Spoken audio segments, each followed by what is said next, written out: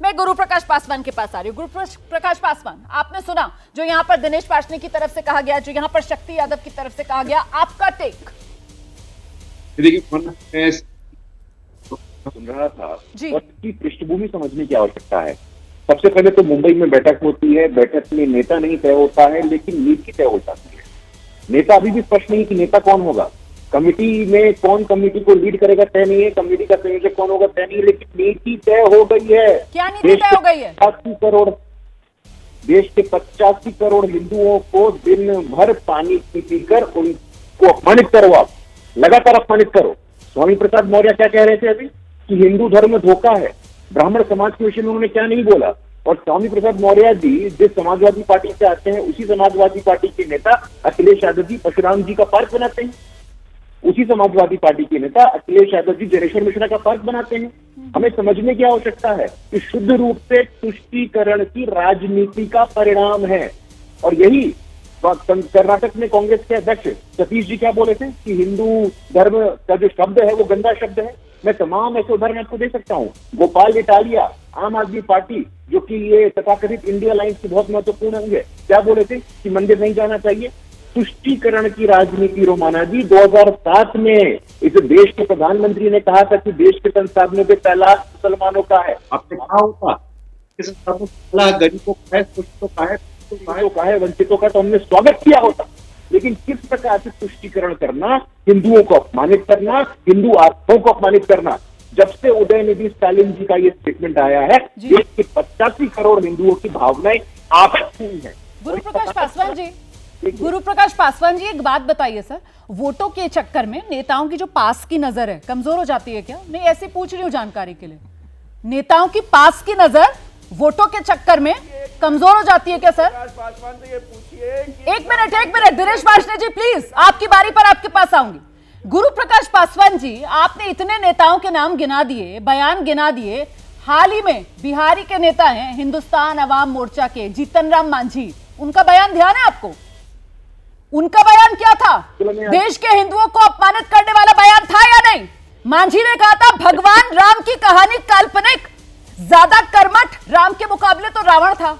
ये जीतन राम मांझी ने कहा। जीतन राम मांझी ने कहा राम केवल गोस्वामी, तुलसीदास और वाल्मीकि की रचना के एक पात्र हैं। ये जीतन राम मांझी ने कहा। जीतन राम मांझी आज कहां हैं? एनडीए में आपके साथ हैं सर, आपके साथी हैं। पास की नजर वोटों के लिए कमजोर हो जाती है क्या?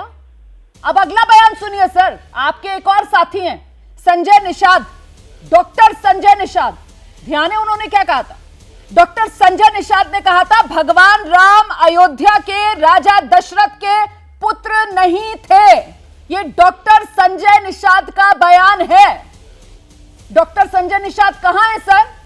बीजेपी के साथ गठबंधन में है। ये हिंदुओं का सम्मान कर रहे थे क्या जो इनको आप गले लगा रहे हैं?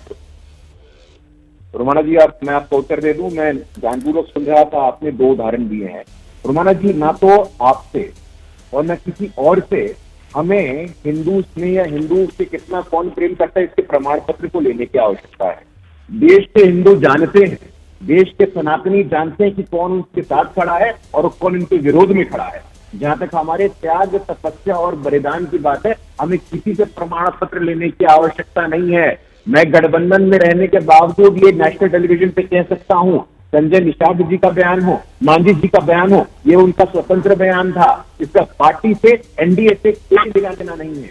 दूसरी बात, अभी मैं आपका आभारी हूं कि आपने उदयनिधि स्टालिन का आपने बयान दिखाया नेशनल टेलीविजन पे। वो किस सेमिनार में गए थे? उस सेमिनार का विषय क्या था? इरेडिकेशन ऑफ सनातन धर्म, सनातन धर्म का समूल नाश, सनातन धर्म का सर्वस्व नाश। ये सनातन धर्म का सर्वनाश करने वाले लोग, समाज में भेदभाव की राजनीति करने वाले लोग, जाति पाति में बांटने वाले लोग। और सबसे बड़ा दुख क्या होता है रोमाना जी, सबसे बड़ी पीड़ा मेरे मन में इस बात की है कि सनातन धर्म की आलोचना करते वक्त ये लोग सामाजिक न्याय का एक आवरण देते हैं। कितना सामाजिक न्याय किया इन लोगों ने, मैं पूछना चाहता हूँ। देश के इतिहास में पहली बार उड़ीसा के पिछड़े क्षेत्र से आने वाली आदिवासी समाज की बेटी संविधान के सर्वोच्च स्थान पे पहुंचती है, तो ये सामाजिक न्याय है। नहीं, सामाजिक न्याय का आवरण लेकर ही जीतन राम मांझी, डॉक्टर संजय निषाद, जिनके मैंने बयान दिखाए, जो इस वक्त आपके साथी हैं, उन सबकी तरफ से भी बयान है मेरा तो बस इतना कहना था कि वो हिंदू धर्म का अपमान नहीं है। और आपने यहां जो एक बड़ी बात कह दी कि साहब हमें प्रमाण पत्र लेने की जरूरत नहीं है। क्यों साहब, आप कौन होते हैं कि आपको प्रमाण पत्र लेने की जरूरत नहीं है? आप अपने साथियों के बयान से पल्ला झाड़ रहे हैं और जो उदयनिधि स्टालिन का बयान है उसे आप पूरे इंडिया गठबंधन पर चस्पा कर रहे हैं। क्या इसको डबल स्टैंडर्ड्स नहीं कहा जाएगा? दो मुई राजनीति नहीं कही जाएगी? आइए अभय जी। मैं पासवान जी बड़े अच्छे प्रवक्ता हैं, मैं उनसे आपकी तरफ से एक सवाल पूछ लेता हूं जी। अगर आपको आपत्ति हो तो आप मैं उसे अपना सवाल कह दूंगा। मेरा कहना है कि डॉक्टर अंबेडकर ने, जो आपके प्रातः स्मरणीय हैं, उन्होंने एक पुस्तक लिखी थी रिडल्स ऑफ हिंदुइज्म। उस पुस्तक के उस उदयनिधि मारन ने तो क्या बयान दिया है? कुछ नहीं दिया है। जो द्रविड़ राजनीति में जो हिंदू विरोधी बातें होती हैं या ब्राह्मण विरोधी बातें होती हैं, जो नित्य प्रत होती ही रहती हैं, क्योंकि राजनीति इस किस्म की है बहुत मुद्दतों से, कुछ भी नहीं है। अंबेडकर की पुस्तक रिडल्स ऑफ हिंदुइज्म, किसी जमाने में हिंसक दंगे हुए थे महाराष्ट्र में, जो आपके प्रातः स्मरणीय पुरुष हैं, उनके बारे में आपका क्या विचार है? क्या उस पुस्तक को आपने पढ़ा है या उस पुस्तक को आप दूसरे छात्रों के लिए सिफारिश करेंगे कि वो भी पढ़ेंगे? उसको पढ़नी चाहिए या नहीं पढ़नी चाहिए? आइए जवाब रिडल्स ऑफ हिंदुइज्म में तो कुछ भी नहीं है, ये उन्होंने कहा है उसके मुकाबले। ठीक है, आ जाइए गुरु प्रकाश। अभय जी बहुत ही वरिष्ठ पत्रकार हैं और इनके लेखों को हम लोग पढ़ करके बड़े हुए, मैं बता देना चाहता हूँ।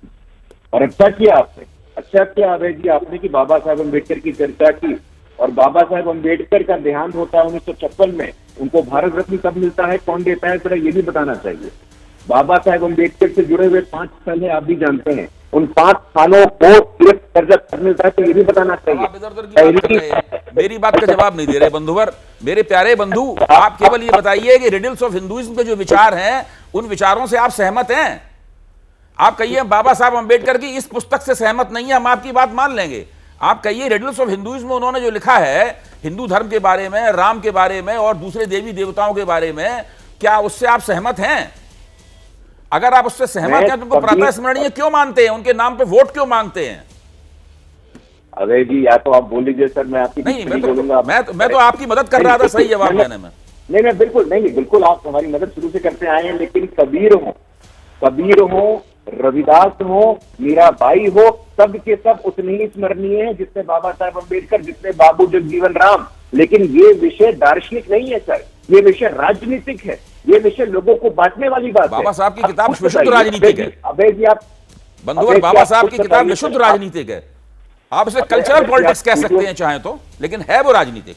अभय जी देखिए, अभय जी आप स्टूडियो में बैठे, आप मेरे ऊपर बोल सकते हैं, मैं आपके पीछे बोलूंगा नहीं। एक कार्यक्रम का आयोजन होता है, उस कार्यक्रम का विषय होता है कि सनातन धर्म का सर्वनाश, इरेडिकेशन ऑफ हिंदू धर्म, और वहां पे ये भाषण दे रहे हैं, लिखा हुआ भाषण है। मैं पूछना चाहता हूँ किसने इनको दिया था ये भाषण लिख करके?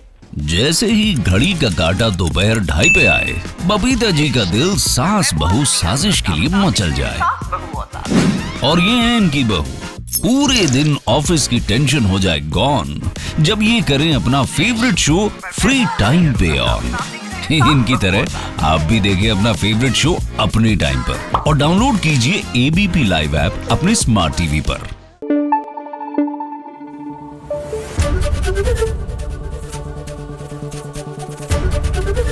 एबीपी न्यूज आपको रखे आगे।